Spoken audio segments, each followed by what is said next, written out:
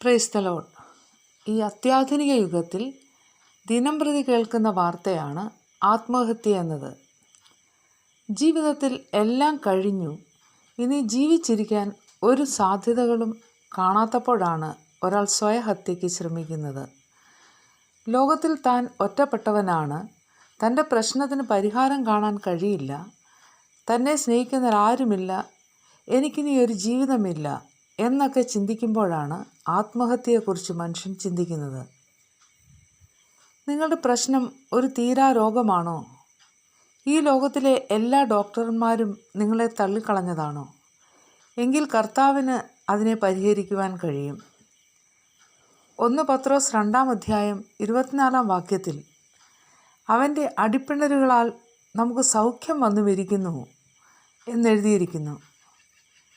അതെ, യേശുവിന് നിങ്ങളെ സൗഖ്യമാക്കുവാൻ കഴിയും. കാരണം യേശു അടിയേറ്റത് നിങ്ങളെ സൗഖ്യമാക്കുവാൻ വേണ്ടിയാണ്. നിങ്ങൾ ആത്മഹത്യ ചെയ്യണമെന്ന് ചിന്തിക്കുന്നതിൻ്റെ കാരണം കടഭാരമാണോ? അതിന് യേശു മാത്രമാണ് പരിഹാരം. കാരണം ദൈവത്തിൻ്റെ പക്കൽ ധനവും മാനവും പുരാതന സമ്പത്തുമുണ്ടെന്ന് ബൈബിൾ പറയുന്നു. നിങ്ങൾ ഒറ്റയ്ക്കാണെന്ന് തോന്നൽ വേണ്ട. കാരണം കർത്താവ് പറയുന്നത്, ഞാൻ ലോകാവസാനത്തോളം എല്ലാ നാളും നിങ്ങളോടുകൂടെ ഉണ്ട് എന്നാണ്. നമ്മുടെ ശരീരത്തിൽ ഇരിക്കുന്ന ആത്മാവിനെ ദൈവം നിശ്ചയിച്ച സമയത്തിന് മുൻപ് വേർപിരിക്കുവാൻ നമുക്ക് അവകാശമില്ല. അങ്ങനെ ചെയ്താൽ ദൈവം വച്ചിരിക്കുന്ന നിത്യസന്തോഷം മരണാനന്തരം നമുക്ക് ലഭിക്കുകയില്ല. ഇനി നിങ്ങൾക്കൊരു രക്ഷയുമില്ലെന്ന് നിങ്ങളുടെ ഉള്ളിൽ പറയുന്നത് പിശാചാണ്.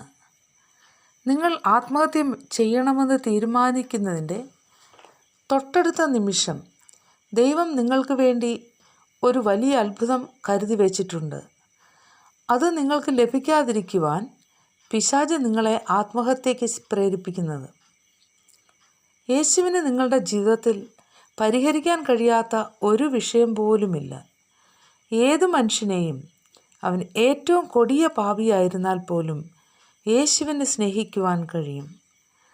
കാരണം ദൈവം സ്നേഹമാണ്. നിങ്ങൾ യേശുവിൻ്റെ കരുതലിലേക്കും സ്നേഹത്തിലേക്കും കരുണയിലേക്കും കടന്നു വരാത്തിടത്തോളം യേശു നിങ്ങളെ ഓർത്ത് ദുഃഖിക്കുന്നു. യേശു സ്വന്തം ജീവൻ കൂടെ വെച്ച് തന്ന് നമ്മെ സ്നേഹിച്ചതാണ്. ആ സ്നേഹം എല്ലാ കാലത്തും ഉള്ളതാണ്. മരണം കൊണ്ട് അത് മാറിപ്പോകയില്ല. യോഹന്നാൻ 3:16 പറയുന്നു, തൻ്റെ ഏകജാതനായ പുത്രനിൽ വിശ്വസിക്കുന്ന ഏവനും നശിച്ചു പോകാതെ നിത്യജീവൻ പ്രാപിക്കേണ്ടതിന് ദൈവം അവനെ നൽകുവാൻ തക്കവണ്ണം ലോകത്തെ സ്നേഹിച്ചുവെന്ന്. ആ സ്നേഹം കൈക്കൊള്ളുവാൻ കർത്താവ് നിങ്ങളെയും സഹായിക്കട്ടെ. അതെ, ജീവൻ തന്ന് ലോകത്തെ സ്നേഹിച്ച യേശു ഉള്ളപ്പോൾ ആത്മഹത്യ എന്നത് ഒരു മണ്ടത്തരമല്ലേ? യേശുവിൻ്റെ സ്നേഹത്തിലേക്ക് നിങ്ങളെയും ആഹ്വാനം ചെയ്തുകൊണ്ട് നിർത്തുന്നു. ദൈവം നിങ്ങളെ അനുഗ്രഹിക്കട്ടെ.